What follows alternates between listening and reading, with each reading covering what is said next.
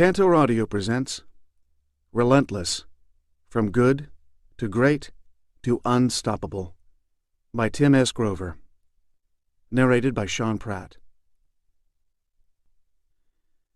A note from Tim Grover. In April 2013, 4 days before the initial release of this book, my longtime client, Kobe Bryant, tore his Achilles tendon.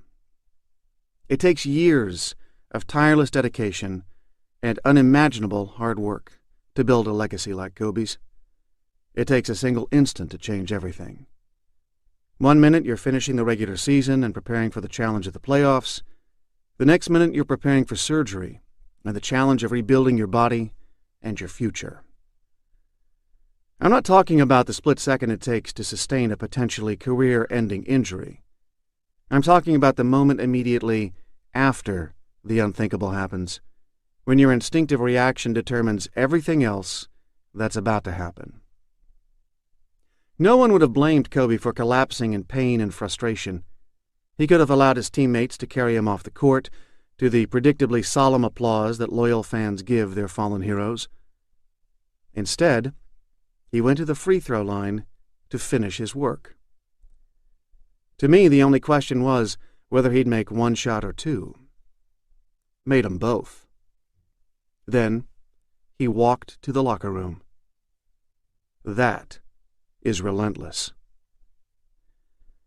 For Kobe, there was no time to think or plan or decide, no time to wait for instructions or hesitate.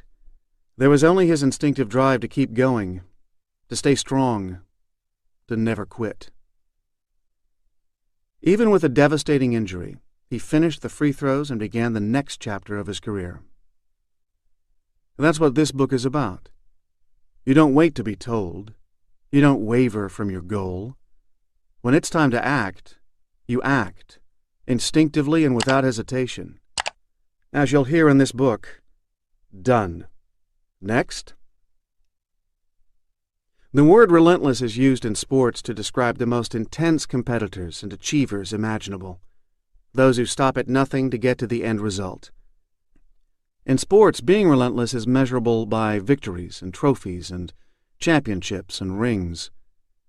In real life, being relentless is a state of mind that can give you the strength to achieve, to survive, to overcome, to be strong when others are not. It means craving the end result so intensely that the work becomes irrelevant, not just in sports, but in everything you do. The ability to be relentless is in all of us. In the weeks and months after this book was published, I was blown away by the emails and letters and social media messages from people who identified with the mental toughness and steely focus of those who never give up, never say enough, never stop until the end result is in hand. People wanted to talk about cleaners, my name for the ultimate competitors and achievers who refuse to be satisfied with just trying or merely giving it their best. They recognized themselves in those individuals who don't just do a job, they define the job. Champions like Michael Jordan, Kobe, Dwayne Wade, and many others in every walk of life. Almost every person I heard from wanted to analyze whether he or she had the mental toughness to be a cleaner, or perhaps instead a closer or a cooler, the other types of competitors you'll meet in this book. Cooler, closer, cleaner, good, great, unstoppable. You can be whichever you want. If you want to be unstoppable, you've got to make the commitment. Most of those who reached out to me weren't star athletes working on their games, although I heard from them too. These were teachers and firemen and soldiers and CEOs and kids. I talked to countless coaches from youth leagues to the highest level of the pros.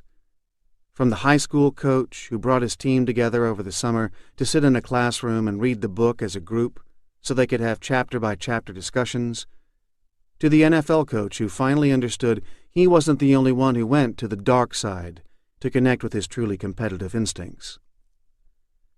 I heard from a plastic surgeon who related to the book because his work was all about precision and detail, and he could never settle for anything less than perfection.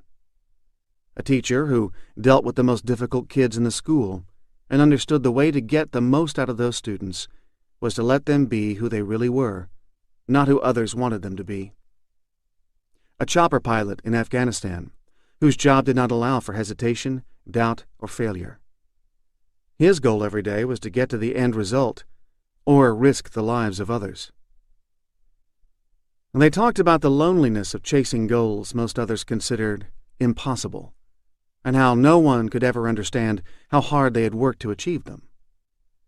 They couldn't believe someone had put a name, cleaner, on their ability to trust their instincts, shut out doubt and fear, and keep going when everyone else had given up. They understood that while most of the examples in this book are about elite athletes, it's the mindsets of those athletes that allow them to dominate, not their physical skills. What they do in competitive sports, you can do in your life if you are relentlessly tough from the neck up. Others weren't so sure. After every big athletic event, I'd get emails and tweets arguing that certain athletes were cleaners because they had a great game.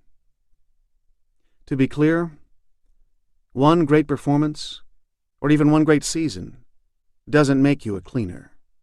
You're supposed to play well. That's your responsibility. It's the ability to repeat that result over and over, season after season, never satisfied, never letting up, that makes someone truly relentless. Working through physical challenges that would put others on the bench just so you can taste the sweetness of winning one more time, that is what separates the good and great from the unstoppable. For example, many players get that first ring and find it extremely difficult to withstand the unthinkable pressure and expectations needed to stay at the top. They just can't sustain the drive and desire to do the work. Dwayne Wade got his first ring in 2006 and endured countless obstacles trying to get another, including multiple injuries and surgeries and an extremely challenging rehab with me.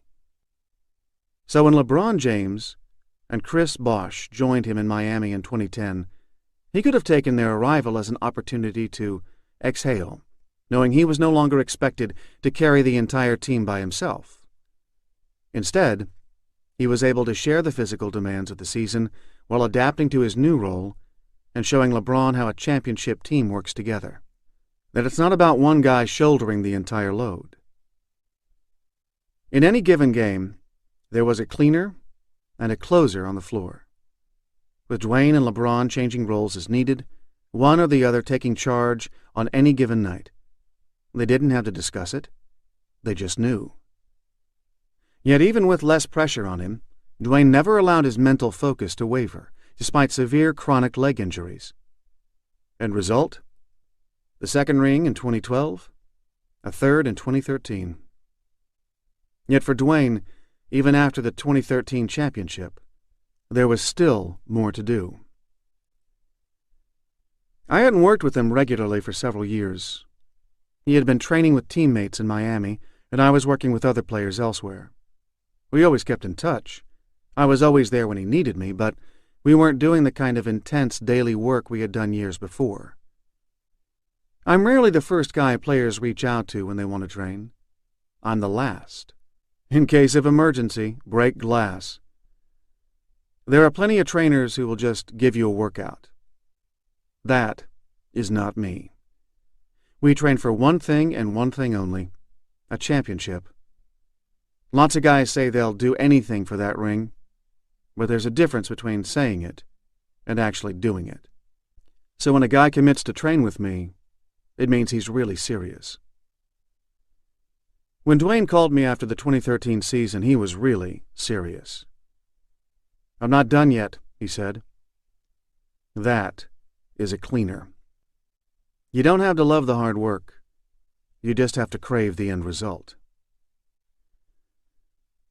On the question of who's a cleaner and who's not, as you'll hear, I say repeatedly in the book that